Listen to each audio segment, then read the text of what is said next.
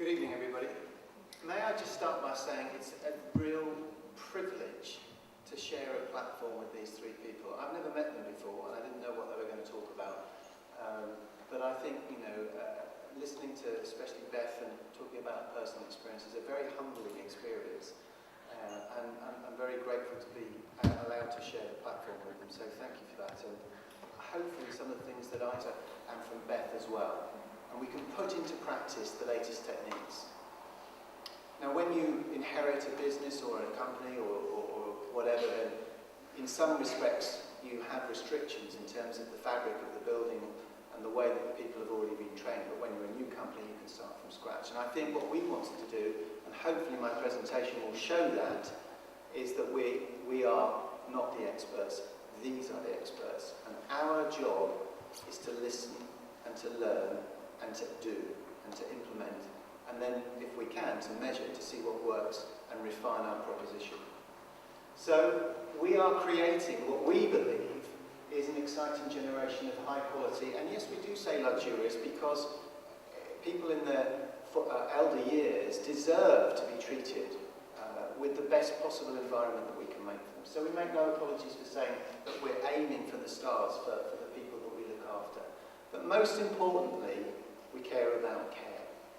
And that's a passion, and it has to be a passion. We actually live our working lives in our company by what we call living values, not just the values of an organisation, the living values, how we act every single day and every decision that we make. And this resonates with something that Beth said. We respect that every individual and the best care experience for them is unique. You have to work on the premise that everyone is different, otherwise how can you give them personalised care? And we believe that the tiny details are the big things, finding out what it is that Beth's father liked and what made him tick and what his history was. And that's where we can work with the individuals and their families to make sure that the discovery and the delivery of those tiny details is what stands out from a care experience to a personalised and highly personalised care experience. And finally, we work on principles, and they may be motherhood and apple pie, but they're essential. Kindness, integrity, trust, empathy, and respect. Those are our living values in the organisation. And we place enormous value on the fact that the care needs, if we find out, the more that we can find out about people, the more personalised care we can give. Even before we admit a resident or a service user into our facility, we can find out lots about them. If you go onto our website now, you can fill in a personalised care plan. It's not the care plan that we would use to look after you or your loved one, but it is something where we can find things about you before we've even met you. And that's just an early indication to say how important it is to know you and to understand what your particular needs are. And so you may choose to go somewhere else, and that's fine, but we can gather that information, start that information gathering process before we've even met you, which is wonderful. And yes, we want to be recognised as a care home company that gives the best personalised care, and including dementia, but not only at dementia. But it is such an important part of the modern care environment that we have to build our buildings and train our staff with that in mind. So how do we do it? We do it by listening to the experts, by listening to the best medical research and to the best current training, and that we must learn from people who are pushing the boundaries of research, both in terms of prevention and coping strategies and learning from not only the pharmacology, but the practical issues of looking after people with cognitive impairments. And then we should plan our care for individuals, and then we should do it, and then we should put those ideas into practice. And when we've done that, we evaluate to see whether those, all the things that we've put in place are working. And how do we do that? Then we have to measure it by some ways. And there are lots of things that we can learn from our experts that says you can measure the outcomes. You can measure the successes that you've got. And then it starts again. And those of you who are nurses or who are medical people will recognise that we use this in our care plans. It's plan, implement, evaluate and act. And that's all that we want to do. We want to use those basic principles. So if we listen to the right people, we can create the best environment, and within that environment, we create the best possible team, then we can actually really make some progress. So we wanted to, that's why being a new company, building new facilities is important, because we can incorporate the best design, but still make it feel like a home. And that's really important for us. We don't want places that are sterile or institutionalized. We want it to feel like a home, but actually have good design built into it. And we want to create the best teams to work within that, and working with true experts in that field as well.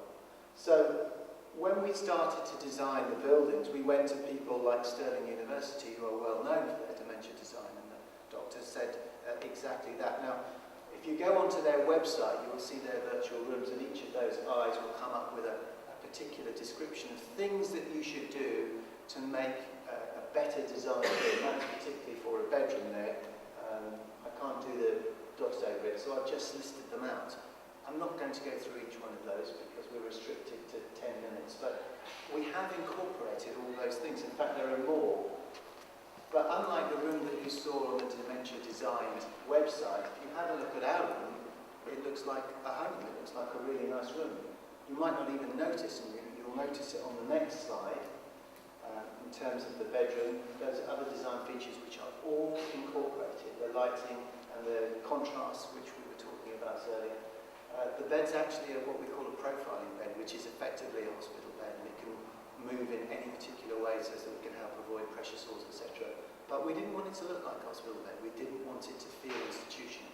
So we put a headboard on it on the top, and we put a footboard on the bottom, and we create an environment that makes it look and feels like it could be your room and your home. Now, I don't want to go through every single design feature on there, but I can assure you that all the 20 designs for the bedroom are in there. And each of those rooms has its own ensuite bathroom, and they're wet rooms, so that there's no issues with wheelchairs, and you can get in there. There are much fewer falling and trip hazards. That's not ours, that's the one from the Stirling site. But again, they have a list of things that we should have incorporated in our design, and we have. That's one of our things. It looks quite simple and bare, but it's not a particularly good picture, but it has got all those issues incorporated within it in what we call the ensuite. Now this here is one of our inbuilt ADL, called Activities of Daily Living Kitchens. So down at Frome at Rossetti House, we can look after up to 80 people. But in those, so you think, how can it not be institutional when you've got 80 bedrooms? Well, we split the house up into what we call households, and the maximum size of those will be 15, and each area has its own lounge and dining room, and within that it'll have a kitchen area. So if somebody values their independence, wants to get up in the morning and cook themselves an omelette because that's what they've done for every day of their life, they can do that. We clearly have things in there, safety features to make sure that they can do it safely, but they can still do it. So there's lots of things within there, again, in that design. That's the Stirling University one, and that's our one. Again, but it should feel like your home, but just designed so it's safe, and we can make the very best out of it. So this is one of the living areas that we have, and the thing that stands out clearly is the lighting, and the issue about the shadows, etc., was something that we took to the heart. But again, these are small areas. They're not great big areas where people feel that they're at school or they're in a boarding school. This is their home, and that's what we've got to make it, and that's what we've designed into it. And the importance of going outside is very important. But even those people who live on the first floor, they can still go outside if they wish to, but we also have outside areas. We have balconies where we have plants and vegetables, and our memory boxes, which are so important, Beth, are actually built into the building. They're in the wall. They're not on the wall. They're in the wall. They're part of the fabric, and that's one of our home in Fareham. But there are other things that we've done. There are some things that happen in terms of signposting, so people can orientate themselves around the home. Sometimes it's coloured doors and the contrast, etc. What we've done is have themed areas, and we've got 6 separate themed areas, so people may not remember what floor they're on, but they remember it's by the big sign that says Main Street on it, and by the rummage boxes. But again, it's designed very carefully to ensure that people feel that it's a nice place to live. It's a welcoming, warm place, which has had a lot of thought put into it. So I think the most important thing is knowing what you know and knowing what you don't know and when to ask for help. And we're very clear that we know who the experts are. And we're currently working with the Bradford Dementia Group, who are recognised as one of the leaders with regards to dementia training. And we're also locally working, meeting shortly with the Bournemouth University Institute and Buddy. And very nearly there. And so what we wanted to do is just to make sure that we train our staff appropriately. So we select them for their aptitude and that we, for every level of staff, we give them specific training, including the leaders. And just wrapping up, if you measure the outputs, that you will see that there will be measures that we can make for increased well-being, evidence of improved quality of life, decrease in antipsychotic drugs, a decrease in the number of distress reactions, and a decrease in accidents and incidents, and achieving the goals of the care plan, and the place just simply feels different. There's also the positive effect of team morale being much higher, and if you look after your staff and you treat them kindly and with compassion, then they will treat people that we look after with compassion. And the point is, you never stop learning. And that's the cycle that I started with, and that's where we should end. Thank you very much indeed, again, for listening, and I shall enjoy sitting on the panel with my colleagues. Thank you.